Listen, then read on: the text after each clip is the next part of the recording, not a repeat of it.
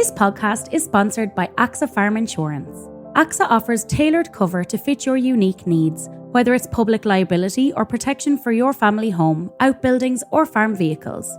Based in Athlone, the AXA Farm team of agri specialists and regional managers work together to ensure you receive the seamless support you need. Switching to AXA is easy thanks to an innovative online service that enables you to quickly and easily find the best cover for your needs. For more information, head to AXA.ie. AXA Insurance DAC is regulated by the Central Bank of Ireland. Thanks for listening, and we hope you enjoy the show.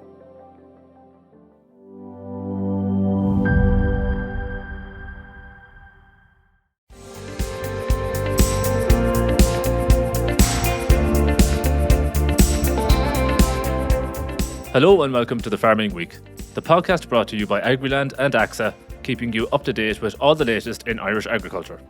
I'm Charles O'Donnell and I'm joined by Francess McDonnell, Maitiú Monaghan and Agriland.ie specialist Breifne O'Brien.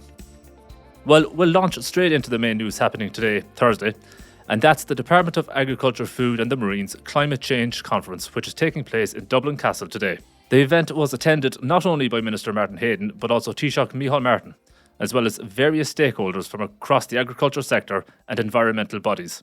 So, Frances, what have been the key messages we've been hearing today?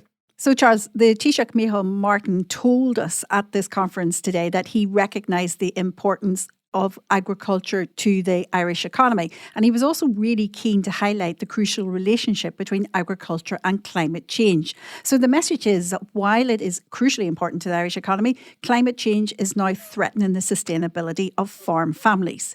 The conference brought together national and international scientists to present the latest research on how to reduce agricultural emissions and enhance carbon storage in farms across the country. The Taoiseach set out very starkly to the 500-strong audience at Dublin Castle, which included the leaders of many of the country's largest farming organisations, that climate change is here and now. And he pointed to some recent weather patterns, including storms, dry weather spells, rainfall, which he said threatened on-farm productivity and would result in unpredictable growing seasons and also the increased threat of disease. Now, one other key issue that the Taoiseach highlighted was the particular challenges that face Irish farmers in relation to emissions. And of course, farmers need no reminding about this, but he did point out that the agri sector accounts for more than a third of Ireland's greenhouse gas emissions. He warned that this puts the sector in what he described as a very challenging position. He also referenced one of the major challenges on the horizon for Irish farmers this year at the conference. And let's have a listen now to what he said. And I understand how important to agriculture, to farming, to the country, the nitrates derogation is. It comes up again and again in my discussions with the farming sector. As a government, we're working hard at EU level to ensure the best outcome for Ireland and Irish farming. However, securing a continuation of the derogation will not be without its challenges. And we've already seen, as I've said, significant efforts from farmers to improve environmental performance, from implementing low-emission slurry spreading techniques, to planting hedgerows, to improving genetic efficiency in herds, to participating in agri-environmental schemes. These are not small changes. They are proof of a willingness to lead, not lag, in the transition to a more sustainable model of farming. And that was Taoiseach Micheál Martin speaking at DAFM's Agri-Climate 2025 conference. And as you heard, despite the climate challenges facing farmers, he was also keen to acknowledge the efforts that some farmers are making. But let me tell you a little bit about what some of the scientists are saying, and in particular Maynooth University's Professor Conor Murphy. He has warned that the impact of climate change needs to appear higher on the agenda. According to Professor Murphy, Ireland's agriculture sector is vulnerable and needs to adapt to climate change. He told the audience the farming sector is at the forefront of the impact of climate change. No other livelihood is more influenced by the weather conditions on a day-to-day basis, season-to-season and year-to-year basis. He said many people talk about Ireland experiencing a reduced impact of climate change, but in his opinion, many parts of the country are experiencing a rate of warming higher than the global minimum. So he said that while we may be talking about climate change, action is needed on the ground. Well, one way in which farmers can do their bit for the environment is through the agri-environment measures under the Common Agricultural Policy. And that's what we're going to talk about next.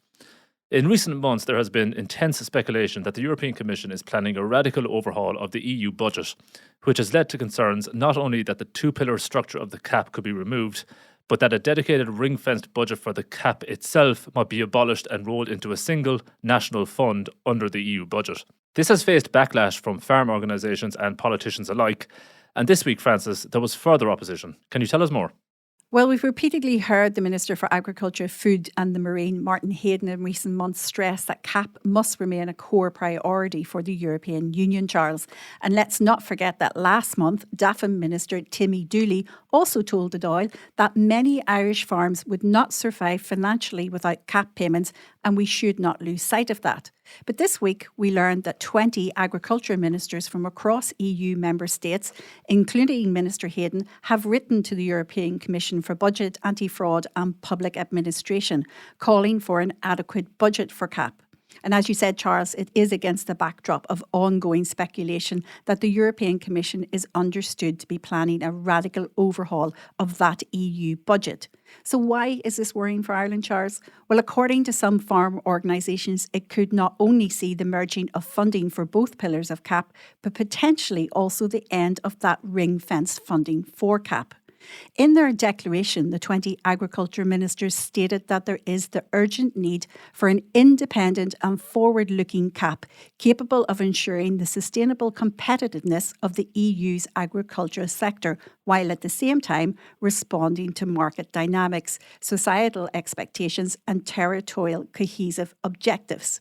The agricultural ministers also went on to state that Pillar 1 remains vital in delivering fully EU-funded direct support and market stability to all farmers, especially in the current geopolitical context. And of course, we're talking about this now with the backdrop of potential new US tariffs, the ongoing war in Ukraine, and also other tensions across the world. So while Pillar 2 plays a key role in addressing demographic trends in rural communities, promoting rural development and investment, ministers want to make sure that this is ring-fenced to ensure that it supports areas with specific disadvantages. According to Minister Hayden, he is hoping that the Commission's proposals in July for the next EU budget will take account of the unique role CAP plays. And he said ministers want the European Commission to ensure that the next CAP has a dedicated budget which maintains its current two-pillar structure. Well, if you've been listening to the Farming Week or reading Agriland in the first half of this year, you'll know it's been an excellent half year for beef prices. There was several weeks there where beef prices looked like they couldn't stop rising. All good things do have to come to an end, however, and those prices have plateaued and slightly fell back recently, although they are still historically high. We thought we'd revisit beef prices on today's edition of the Farming Week, so for more on this, we're going to bring in Agriland beef specialist Breifne O'Brien for an update. Yes, Charles. So after, I suppose, a long period of plenty of price positivity, we have seen factories make some moves about reducing their price offers for beef cattle. So this week's factory quotes have seen beef price offers reduced by 10 cents per kilo following the June bank holiday Monday. But now, I suppose it's worth noting that several factories had their kill sheets filled for this week. They had been filled out since last week, and many of the cattle that were booked in were in at the prices from last week, which would have been 10 cents per kilo higher. So the move to reduce price offers has come as a surprise to most farmers, as supplies of cattle are expected to be scarce for the coming few weeks. Factory procurement staff have been telling Agriland that beef price needs to reduce further, but with tight supplies expected, it remains to be seen if further price cuts will materialise or not. I suppose just to take a look at where we are this week on factory quotes for heifers and steers. This week, most outlets are quoting $7.40 per kilo on the grid for bullocks or steers, and $7.50 on the grid for heifers. But cattle booked into many of the outlets since last week are in at rates 10 cents per kilo higher than this, as we mentioned earlier. So just on the breed bonuses then, the Certified Irish Angus 30 cents per kilo off-season breed bonus for pre-booked cattle that came to an end last week. And while some factories have moved back to a 20 cents per kilo Angus breed bonus for this week. Others are continuing to offer the higher 30 cent per kilo Angus breed bonus for all eligible cattle. So the Irish Hereford Prime 25 cent per kilo off-season bonus, now it also ended the previous week, and most outlets are paying 15 to 20 cent per kilo Hereford breed bonus for this week. So just looking at cow price, generally speaking, all grade cows have been quoted at approximately $7.10 per kilo. Under 24-month bulls have been quoted at $7.50 per kilo for all grades, and under 16-month bulls have been quoted at $7.40 per kilo on the grid this week. Farmers who want more information can check out the beef section of the Agriland app to get a more detailed breakdown of beef prices by type, grade and factory. As well as that, Breifne, we've also seen market analysis on the beef sector coming from Rabobank. What did we learn from that? Yeah, Charles, so I suppose this trend of the rise in beef prices and rising cattle prices, it hasn't been exclusive to Ireland. And global cattle markets have all been trending higher in the first half of 2025, according to a recent Rabo research report. I suppose there are plenty of threats there at the moment to the market, and the report noted since the US President Donald Trump took office in January 2025, uncertainty and unpredictability have reverberated through the global beef market. With beef as one of the largest agricultural commodities traded by the US, any change to US trading arrangements has the potential to affect the beef market at a national and in turn global level. So with the global supply and demand situation, Rabo Research expects trade flows to be maintained. However, this is likely to change if major trading blocs such as Europe and China become involved in a trade war with the US. So I suppose while most of our beef here in Ireland goes to the UK and Europe, what happens in other markets can also have an impact on the price we receive here in Ireland for our beef cattle. Well, just before we move on to our next topic, we're going to briefly touch on the dairy sector and bring you up to date with some market developments there. The global dairy trade index decreased by 1.6% this week, which is the second decrease in a row. The average price for the 16,307 metric tonnes of dairy product sold was €3,794 per tonne. Also on dairy, the Arnua Purchase Price Index for the month of May was revealed this week, and it too recorded a further decrease, down to 153.2, reflecting an indicative price of 45 cent per litre, down from 46.3 cent per litre for April. But moving on, and a new report from the Environmental Protection Agency has described the risks that Ireland faces from climate change. The report covers the risks to several areas of the economy, including food production and the supply chain. So, Maitiú, can you take us through the detail of this report for farming and how it's likely to be impacted? This week, the Environment Protection Agency, or the EPA, published a report that said Ireland is likely to get warmer and wetter, which could reduce crop yields. According to the EPA, there could be a longer growing season and improved livestock nutrition and grazing because of higher average temperatures. The report identified 115 risks that are likely to impact on a number of sectors, including food production and supply. It also mentioned that recent events like Storm Dara and Owen demonstrated how damage to infrastructure impacts human health, biodiversity and the financial system. The EPA said that there are some risks that will require urgent action within the next 5 years, including the risk of disruption and communication to energy infrastructure due to extreme wind. There is also a risk of damage to buildings and transport infrastructure due to extreme wind, coastal erosion and coastal flooding. The report highlighted that Ireland's climate is going to get warmer. With average temperatures increasing annually, the number of heat waves is also forecast to grow. The report noted that over the last century, Ireland's climate has become warmer, with patterns of precipitation changing as well as rising sea levels. These changes in our average climate conditions are also being reflected in changes in the frequency and severity of extreme weather events. Projections from the report indicate that changes to Ireland's climate will continue and intensify, with far-reaching consequences for the environment, the economy, and our greater society. We'll move on now, and it appears that legislation is being prepared that could have repercussions for cattle sellers to bear in mind when administering veterinary medicine. Frances, can you tell us more? This really revolves around medicines residue in an animal and a new law that is currently being prepared which will make it an offence if an animal is sold and the seller does not tell a buyer that the particular animal is still within a medicine withdrawal period.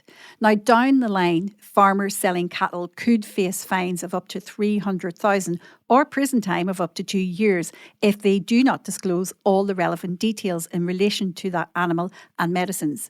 The new law is currently being prepared, and according to DAFM, that law could be published later this year. As we understand it, that offence will come with liability to a summary conviction or more severe conviction on indictment in a court. On a summary conviction, the offender could be liable to a Class A fine or imprisonment for a term of up to 6 months, and a Class A fine is a fine of up to $5,000. Now, the other side of it is that the conviction on indictment will come with a fine of up to $300,000 or imprisonment of a term of up to 2 years or both. A DAFM spokesperson told Agriland this week that it will shortly be an offence not to inform a prospective buyer of an outstanding withdrawal period in relation to medicines. And preparation of the legislation which provides for this offence is at what they described as an advanced stage. Now, the reason for all of this, according to DAFM, is that it's very important to ensure food safety, and it's currently a legal requirement that farmers keep an up-to-date record of medicines purchased and administered, including the recording of withdrawal dates. It's also worth reminding farmers that, according to DAFM, prescription and veterinary advice should always be followed to ensure that animals are given the correct dose rate in relation to their weight. Records should also be correct, and the correct withdrawal period should be adhered to in relation to those medicines. And that's because they do not want animals inadvertently sold for slaughter before the withdrawal period expiring. Now, the European Union regulations do specify that farmers must make sure that if an animal has received a veterinary medicine, it cannot be slaughtered for human consumption until the withdrawal period has expired. So that legislation now is currently in train, and we're probably going to see more details of that, Charles, later this year. Finally this week, on the Farming Week and on the Agriland site and app, we often cover issues related to wildlife and animal welfare. And unfortunately, we did cover the story in the last week of the white-tailed eagle that was killed in a suspected poisoning incident in County Clare. But we did also cover some brighter news on the wildlife front as well, coming from County Offaly. Frances, could you tell us more? Now, if you want something to smile about this week, Charles, let me tell you about two creatures of habit that have returned to a bog in the Midlands. A pair of rare common cranes that previously nestled at a Boardnamona bog in County Offaly are back for the 7th year in a row. This is a real success story because the couple, which have reared 5 chicks together in the last 3 years, have been seen back at their favourite nesting site by an ecologist working for Boardnamona. Chris Cullen, who has been monitoring the cranes since 2022, told us that these birds are now benefiting further from habitat improvements associated with Boardnamona's Peatland Climate Action Scheme. Over the last 2 breeding periods, the nesting pair and their young have been seen utilising recently rehabilitated cutaway peatlands for feeding and shelter. In addition to this, over the last number of years, several summering but non-breeding individuals have also been observed on other rehabilitated cutaway bogs in the Midlands. The latest update on this pair of cranes that we've been talking about is that all evidence suggests that the pair are once again incubating eggs. And this is really good news because according to Boardnamona, breeding cranes are a returning species in Ireland, as cranes were formerly lost as a breeding bird. It said that initial breeding attempts were made by a single pair in 2019, 2020 and 2021. The location of this nest is confidential, obviously, because they want to protect and conserve the birds. But we'll be keeping a very close eye on this in Agriland, and we're hoping for the best for them. Yes, absolutely, Frances. Well, that's where we're going to leave it for this week. Just 2 quick final points. The first is to say congratulations to Waterford farmer Amy Coffey, who was named the Mockra Blue Jean Country Queen winner, the first time there's been a Waterford winner in 22 years. So fair play to Amy on that. And you heard from our beef specialist Breifne O'Brien earlier, and you're going to be hearing more from him in the next 4 weeks as he's leading Agriland's most recent podcast, The Beef Brief, the first episode of which is now live on Agriland.ie and the Agriland app, so be sure to check it out. But that brings us to the end of today's show. Please don't forget to rate, review and follow The Farming Week on Spotify, Apple Podcasts or wherever you get your podcasts. We'd love if you could spare some time to give us 5 stars and share the Farming Week with anyone you think might be interested. From Francis, Maitiú, Breifne and myself, thanks for joining us.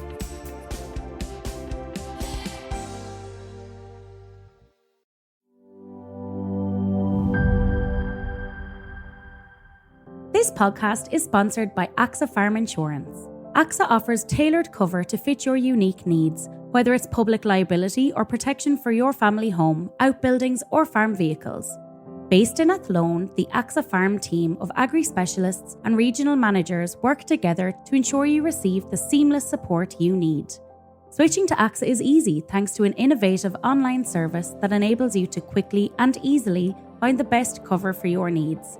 For more information, head to agri.ie. AXA Insurance Stack is regulated by the Central Bank of Ireland.